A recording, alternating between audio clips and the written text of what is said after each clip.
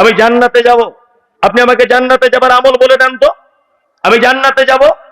বিশ্ব নবী বললেন, সর্বপ্রথম তা'বুদুল্লাহ, তুমি আল্লাহর সর্বক্ষেত্রে গোলামি করবে। সর্বক্ষেত্রে গোলামি কার করা লাগবে? আল্লাহ। ওয়ালা তুশরিক বিহি শাইয়া, কখনোই যেন আল্লাহর সঙ্গে কাউকে শরীক করে দিও না। এই কাবিরা গোনা কাকে বলে জানেন?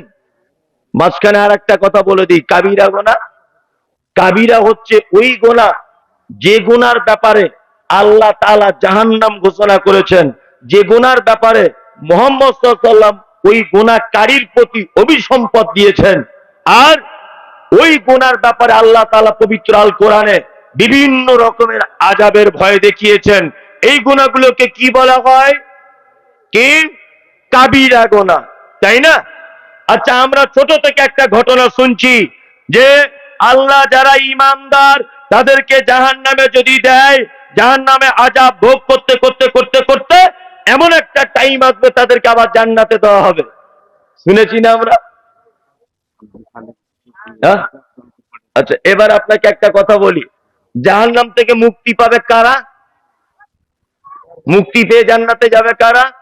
কিছু কাবিরা গোনা করনেওয়ালা লোক। মুহাম্মদ সাল্লাল্লাহু আলাইহি ওয়াসাল্লাম কিয়ামতের দিন সুপারিশ করবেন তাদের জন্য, কাবিরা গোনা করা মানুষ তাদের জন্য। একটা কথা মাথায় রাখবেন, একটা লোক সারা জীবন সালাত আদায় করেনি, লোকটার ঈমান ছিল, সালাত অস্বীকার করেনি। একটা লোক মালের যাকাত দেয়নি, একটা লোক ব্যভিচারে লিপ্ত হয়েছে, একটা লোক সুদের টাকা খেয়েছে, কিন্তু তার ঈমান ছিল, তারপরেও কাবিরা গুনাহতে লিপ্ত। এই লোকটা জাহান্নাম যদি বা যায়, তাকে কোনো না কোনো একদিন ঈমান থাকার কারণে তাকে পুনরাতে আবার জান্নাতে দেওয়া হবে। কিন্তু পৃথিবীতে একটা পাপ আছে, কাবিরা পাপ, যে পাপ করলে পশ্চিমকালেও জীবনে কখনোই তাকে জাহান্নাম থেকে মুক্তি দেওয়া হবে না, তার নাম শিরক। কি বললাম বুঝলেন? এ মারাত্মক বড় পাপ, তার নাম কি? শিরক। এই পাপ করলে পশ্চিমকালেও জাহান্নাম থেকে মুক্তি পাওয়া যাবে না।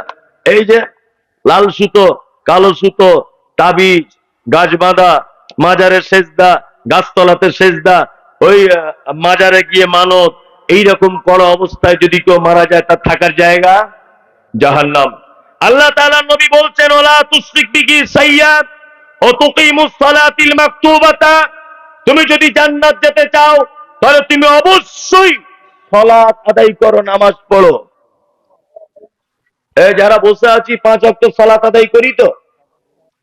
কারা কারা হাত উঠা দেখি, তাহলে বেনামাজি গুলো ধরা পড়বে।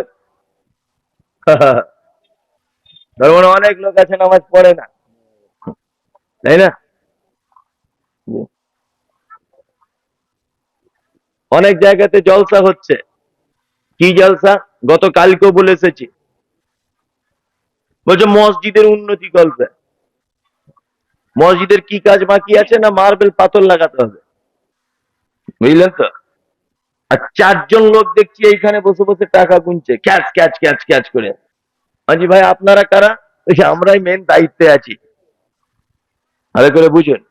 আজ এত টাকা নিয়ে কি করবেন? বলছে 8-9 লাখ টাকা খরচা, আমাদের 3 তলা মসজিদ তো, অনেক টাকার মার্বেল পাথর লাগবে, ওই জন্য একটু ঝেড়ে আদায় করুন, ঝেড়ে আদায় করুন।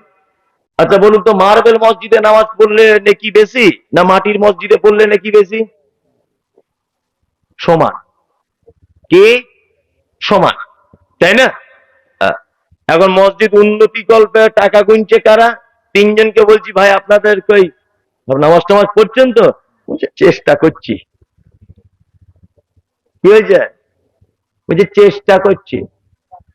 আমাদের দেশওয়ালিতে একটা ভাষা আছে, যার বিয়ে তার পাত্তা নেই, পাড়া প্রতিবেশীর ঘুম নেই। কি বললাম বুঝলেন? ও ভেবেছে মনে হয় মার্বেল পাথর লাগিয়ে আর ইমাম সাহেবের বেতন দিয়ে আর মুয়াজ্জিনকে বেতন দিয়ে মনে হয় আমি সেক্রেটারি হয়ে পার পেয়ে যাব। কাঁচা কুঞ্চি নিয়ে ফেরেশতারা তোমার পাছার চামড়া তুলে দিবে। কি বলছি বুঝতে পারছেন? পাকামু করার জায়গা পাও না। সালাত মারাত্মক বড় ইবাদত। সালাত আদায় না করলে থাকার জায়গা জাহান্নাম। লোকটা মারা গেছে, ইমাম সাহেব জানাজার সাইডে দাঁড়িয়ে গিয়ে বলছে, আসসালামু আলাইকুম। এই সবাই চুপ করুন, মনোযোগ দিয়ে শুনুন। তো কি মনোযোগ দিয়ে শুনবে? না, আমাদের ফটিক ভাই মারা গেছে, যদি ভুল ত্রুটি করে থাকে ক্ষমা করবেন, আর ঋণ টিন করে থাকলে তার বড় বেটাকে বলবেন, টাকা পয়সাওয়ালার লোক নিশ্চয় আপনাদেরকে শোধ করে দিবে। আর দয়া করে লোকটার জন্য দোয়া করবেন সবাই, কারণ এই পথের প্রতীক, সবাইকেই 3.5 হাত কবরে যেতে হবে। ইমাম সাহেব বলছে, খুব ডুকরে ডুকরে কাঁদছে। ইমাম সাহেব নিজের বাপ মরে গেছে সেদিন কাঁদেনি, কিন্তু খুব চালাক। যে লোকটা মরে গেছে বেটারা খুব ধনী লোক, ইমাম সাহেব দেখছে যদি একটু কাঁদি তাহলে মাল যদি কিছু পাওয়া যায়, জুত করে কাঁদছে, বলছে ফটিক ভাই যদি দোয়া করবেন সবাই, যদি ভুল টুল করে থাকে মাফ করবেন। খুব দোয়া করে দিল। ইমাম সাহেব নামাজের পরে খুব দোয়া করছে, আল্লাহ লোকটাকে জান্নাত পাঠিয়ে দাও, আল্লাহ লোকটাকে জান্নাত পাঠিয়ে দাও। আর ইমাম সাহেব যদিও তার জন্য দোয়া যদি করে, তা ইমাম সাহেব জানে না যে কোরআনের আয়াতের সঙ্গে একটা মারাত্মক সংঘর্ষ হচ্ছে তার দোয়ার।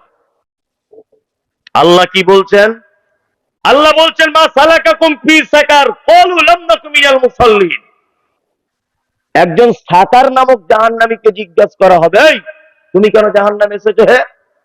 সে তখন বলবে, ক্বালু লাম নাকু মিনাল মুসাল্লিন, সব ভালো কাজ ছিল, শুধু নামাজ পড়িনি তাই। তার মানে নামাজ না পড়লে থাকার জায়গা জাহান্নাম। এই ঘোষণা কার? আল্লাহ। আল্লাহ যার ব্যাপারে ঘোষণা দিচ্ছে, তার ব্যাপারে দোয়া করা হচ্ছে, আল্লাহকে ক্ষমা করে দাও। এই দোয়া কবুল হবে? এই দোয়া কবুল হবে না, বেকার দোয়া। ওর বড় বেটা আবার মসজিদে এসে মাদ্রাসায় বিলাইমারিতে দেখছি 50-60 টাকা দান করে দিয়ে চলে যাচ্ছে, ওইটা আমার আব্বার জন্য দোয়া করে দাও। আর এখন দোয়া করারও বক্তাদের একটা ঢং আছে, এমন দোয়া করছে মনে হচ্ছে জান্নাতের জায়গা নাই। ওর বাপকে ঢোকাতেই হবে। 50,000-এর দোয়া আলাদা, 20,000-এর দোয়া আলাদা, 20 টাকার দোয়া বলছে বেনামি চালিয়ে দেয়, বিনা দোয়াতেই হয়ে যাবে। হচ্ছে কি হচ্ছে না? 50,000 দিচ্ছে তো একদম 10 মিনিট, মানে ওকে মনে হয় ব্ল্যাক লাইনে ঢুকিয়ে দিচ্ছে, অথচ বাপ বেনামাজি ছিল, মারা গেছে ওই অবস্থা পর্যন্ত। এই 50,000 দিয়ে জান্নাত যাওয়া যাবে? যাবে? যাবে না, ওটা লোক দেখানো হবে। সালাত মারাত্মক বড় ইবাদত, বিনীত অনুরোধ, এই ইবাদত থেকে আপনারা কেউ দূরে থাকবেন না ইনশাআল্লাহ। নামাজটা পড়বেন ভাই। কি বললাম বুঝলেন? দেখতে পাচ্ছেন ফিলিস্তিনের মাটিতে মসজিদ আকসা, হেলিকপ্টারের মাধ্যমে সেখানে বোমা ফেলা হচ্ছে, মসজিদ ভেঙে দেওয়ার চক্রান্ত চলছে, ইহুদিরা দখল করার চক্রান্ত চলছে। সোশ্যাল মিডিয়াতে দেখেছেন আপনারা, ত্রিপুরার মাটিতে মসজিদকে জ্বালিয়ে দেওয়া হয়েছে, দেখেছেন না সোশ্যাল মিডিয়াতে? আজও পর্যন্ত ভারতবর্ষের অনেক রাজ্যতে মসজিদে প্রকাশ্যে আজান দেওয়া নিষিদ্ধ করা আছে, এটা আপনারা জানেন। আর কবে আপনি মসজিদে আসবেন? সারা পৃথিবী জুড়ে যখন মসজিদ ভেঙে দেওয়ার আন্দোলন, আজান বন্ধ করে দেওয়ার আন্দোলন, তুমি এখনো পর্যন্ত আজান হলে বাড়িতে বসে থাকো, এটা দেখতে খুব লজ্জারই বিষয়। বিষয় নয়, লজ্জার বিষয়। তোমাকে এটা খুব সহজ পদ্ধতি বলে দিয়েছে বক্তারা আর মৌলভী সাহেবরা, দান করলে জান্নাত পাওয়া যায়। তুমি এইটা ব্রেনে নিয়েছো আমি বড় ঠিকাদার, টাকা অনেক আছে, 50,000 দিয়ে দিলাম জান্নাত চলে যাবেন। জি না, কখনোই কোশ্চিন কালেও জান্নাত যেতে পারবেন না। যদি আপনার ইবাদতের ভিতরে সালাত বা নামাজ যদি না থাকে, আপনার জান্নাত যেতে পারবেন না। বিনীত অনুরোধ, নামাজ পড়ুন। নাম্বার 4, আল্লাহ নবী সাল্লাল্লাহু আলাইহি ওয়াসাল্লাম বলেছেন, যাকাত দিয়ে দাও। 5, ওয়াতাউজ্জাল বাইত, মক্কা থেকে যাওয়া আসার টাকা যদি থাকে একবার হজ করে নাও। ছেলেটি বলছেন, আল্লাহর নবী আমি এর বেশি করব না, আমি এর কমও করব না, আমি কি জান্নাত যাব? আল্লাহ রাসূল বলছেন, অবশ্যই তুমি জান্নাত যাবে, আমি মুহাম্মদ সাল্লাল্লাহু আলাইহি ওয়াসাল্লাম বলছি। 5টা কাজ বলে দিলাম, ইনশাআল্লাহ আমল করব, ইনশাআল্লাহ ইনশাআল্লাহ। এটা মাদ্রাসার জলসা, আপনারা বুঝতেই পারছেন। তবে একটা কথা বলে দিই, একটা প্রবাদ বাক্য আছে, ভ্যাক না করলে ভিক মেলে না, এটা জানেন তো? ওই জন্য বলবে, দেখবেন যারা সাপ টাপ খেলা দেখাতে আসে, শুধু এরকম করবে, আই আস্তে আই আস্তে, মেন সাপটা বার করছে, এবার আদৌ কিছুই নাই। লাস্টে দেখবেন একটা মরা এইরকম মালকে বার করেছে, টেঁড়া মালকে। আর শুধু এরকম ভয়, এই আস্তে বাবা কামড়ে নেবে, এই ভাই সবাই হাত ছেড়ে দাঁড়ান, এই করুন তাই করুন, করে না? তার মানে কি, ও জানে এই ভ্যাক না করলে লোক সব পালাবে। কি বললাম বুঝলেন তো? এই গ্রামটার নাম কি? বিলাইমারি। সাংঘাতিক খাতারনাক নাম। বিলাইমারি। বিলাইমারির একটা ছেলে এই গ্রামে প্রতিদিন ভিক্ষা করে। তার চাল হয় 1.5 কেজি 2 কেজি। আর ওই রতুয়ার একটা মেয়ে ভিক্ষা করতে আসে এই গ্রামে, ওই চাল হয় প্রতিদিন 12-13 কেজি। বিলাইমারির ছেলেটা ভাবছে, আমি সালা গ্রামের ছেলে, আমার 1.5 কেজি, আর ও রতুয়া থেকে আসে, ওর হয় 15 কেজি, হয় কি করে? নিশ্চয় ভিক্ষা করার কোনো ক্যাপাসিটি আছে, তাছাড়া এত টাকা হচ্ছে কি করে ওর? তা ও কি করে ভিক্ষা করে এটা আমি একবার দেখবো। ছেলেটা রাস্তার ধারে বসে আছে, আর মেয়েটা টোটো গাড়ি করে বিলাইমারি মাস্টার আব্দুর রহমানের বাড়ির সামনে নেমেছে। সুর দিয়ে দিয়ে বলছে, আমি নবীর বেটি ফতেমা, বাড়ি আমার মদিনা, ভিকে নাগি দিলে তোরা জান্নাত পাবি না। আমি নবীর বেটি ফতেমা, বাড়ি আমার মদিনা, ভিকে নাগি ধুলে তোরা জান্নাত পাবি না। আব্দুর রহমানের বউ দেখছে, হলে হতেও পারে, নবীর বেটি হয়তো রূপ সেজে এসেছে। মেয়েদের মন তো খুব নরম। ওরা দেখবেন যে মুরগি ডিম দিতে দিতে মরে যায়, ওই মুরগি মরে গেলে যে কেমন যেমন কাঁদে, ওর বাপ মরে গেলেও তেমন কাঁদে। এত মন ওদের নরম। ও ভেবেছে হয়তো অরিজিনালি নবীর বেটি ফতেমা রূপ ধরে এসেছে, যে 2 কেজি চাল দিয়ে দেয়। এখন এই গ্রামের ছেলেটা পাশের সাইডে সব শুনছে যে সবাই ভিক্ষা করে কেমন করে, চালাকিটা আমায় ধরতে হবে। এ তখন ছেলেটা বলছে, ওরে বাবা, আমি এতদিন শুনেছি ছেলেরা চিটার হয়, তো মেয়েরাও চিটার, নবীর বেটির নামে চাল তুলছে। ফতেমার স্বামীর নাম কি ছিল? হযরত আলী। মেয়েটা আর একটা বাড়ি গেল, গিয়ে বলছে আবার সুর করে করে, আমি নবীর বেটি ফতেমা, বাড়ি আমার মদিনা, ভিকে নাগি দিলে তোরা জান্নাত পাবি না। ছেলেটার আর সহ্য হলো না, আস্তে আস্তে করে মেয়েটার পিছনে দাঁড়িয়ে সুর করে করে বলছে, আমি হলাম হযরত আলী, এতদিন তুই কোথায় ছিলি, তোর প্রেমেতে পাগল আমি, আজকে তোকে ছাড়বো না। তুই যদি ফতেমা হবি, আমি হযরত আলী। স্বামী স্ত্রী ব্যাপার, চাল যা হবে দুজন হাফাপ করে নেয়, মারামারি লেগে গেছে, কঠিন বুঝলেন। তার মানে বোঝা যাচ্ছে ভ্যাক না করলে কিছু ভিক মেলে না। চলুন বুখারীর একটা হাদিস আপনাকে বলি। যারা এখানে বসে আছেন নবীকে ভালোবাসেন, এরকম লোক হাত তুলুন তো, কারা কারা? কেউ বাকি থাকবেন না, তুলুন। মাশাআল্লাহ। হাদিস বর্ণনা হয়েছে সহিহ বুখারীতে, বর্ণনা করেছেন, নাম হলো তার আম্মা জান আয়েশা। শুধু আয়েশা তার নাম নয়, আল্লাহর নবী আদর করে ডাকতেন তার নাম হুমাইরা। হুমাইরা মানে হলো লাল বর্ণের দেখতে ছিল হযরতে আয়েশা, এই জন্য আল্লাহর নবী আদর করে বলতেন, হুমাইরা রে, এটা হচ্ছে আবু বক্করের আবু বক্করের বেটি। শুধু এই নয়, হাদিসের পরিভাষাতে আয়েশাকে বলা হয় মুহাদ্দিসা। শুধু এখানেই ক্ষান্ত নয়, যত মহিলা সাহাবিয়াত হাদিস বর্ণনা করেছেন, আয়েশার থেকে বেশি কেউ করতে পারেনি। আপনি যদি আয়েশার জীবনী পড়েন, তাহলে দেখতে পাবেন আয়েশা জীবনে 11,000 মহিলাকে কোরআনে শিক্ষা দিয়েছেন। শুধু এখানেই ক্ষান্ত নয়, বিশ্ব নবী যত মেয়েকে বিবাহ করেছেন, সব বিধবাদের বিবাহ করেছেন। একজন কুমারীকে বিবাহ করেছিলেন, তার নাম হচ্ছে আম্মা জান আয়েশা। শুধু এখানেই ক্ষান্ত নয়, বিশ্ব নবী অন্যান্য বিবিদের কাছে যখন রাতের বেলাতে শুয়ে থাকতেন, জিবরিল আমিন ওহী নিয়ে ফেরত চলে যেতেন, লজ্জা করতেন, ওহী অবতীর্ণ হতো না। কিন্তু আল্লাহ নবী বলছেন, আবু বক্করের বেটি আয়েশা এত ভাগ্যবতী নারী, আমি যখন আয়েশার বিছানায় শুয়ে থাকতাম, আমার কাছে জিবরিল কোরআন অবতীর্ণ করত। শুধু এখানেই ক্ষান্ত নয়, বিশ্ব নবী বলছেন আয়েশাকে বিবাহ হওয়ার আগে আমাকে দুইবার স্বপ্নের মাধ্যমে দেখানো হয়েছে। এই আয়েশা হাদিস বর্ণনা করেছেন, সহিহ বুখারীতে হাদিসটা এসেছে। আম্মা জান আয়েশা বলেন, হাদিস বর্ণনাকারিনী আয়েশা কোন বিবি নবীজিকে করিলেন জিজ্ঞাসা, ওগো নবী তব সাথে দেখা হবে কার? নবী বলে দুনিয়াতে হাত লম্বা যার। মা আয়েশা বলে, এ কথা যখন শুনিলাম কানেতে, কাঠখণ্ড লইয়ে হাতে লাগিলাম মাপিতে, দেখিলাম বিবি সাউদার হাত লম্বা বলি, আমার মুখেতে ওগো পড়ে গেল কালি। হাত লম্বার অর্থ পরে পারিলাম বুঝিতে, দান ধন যারা করে এই দুনিয়াতে। তারপরে জয়নাব এসে নবীজিকে কয়, কেন জয়নাব আল্লাহ রাস্তায় বেশি করে ক্ষয়? বিলাই মারির মানুষ শুনুন হাদিসটি বুখারীর। বিলাই মারির মানুষ শুনুন হাদিসটি বুখারীর। জয়নাবে আনন্দ আর আয়েশার মুখ ভারী। আম্মা জান আয়েশা বিশ্ব নবীকে বলছেন, ও দয়ার নবী গো, কিয়ামতের দিনে আপনার সঙ্গে প্রথমে দেখা হবে কার? বিশ্ব নবী কারো কথা বললেন না।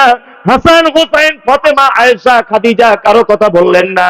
তিনি বলছেন, আয়েশা রে, যার হাত লম্বা হবে তার সাথে আমার দেখা হবে। আয়েশা ব্যাপারটা বুঝতে পারলেন না, অল্প বয়সের মেয়ে একটা কাঠের লাঠি নিয়ে হাতগুলো মাপছে অন্যান্য স্ত্রীদের। আল্লাহর নবী দেখা যাচ্ছে, আল্লাহর নবীর আর একজন বিবি ছিল, তার নাম সাউদা। সাউদা খুব মোটা সোটা মহিলা ছিলেন।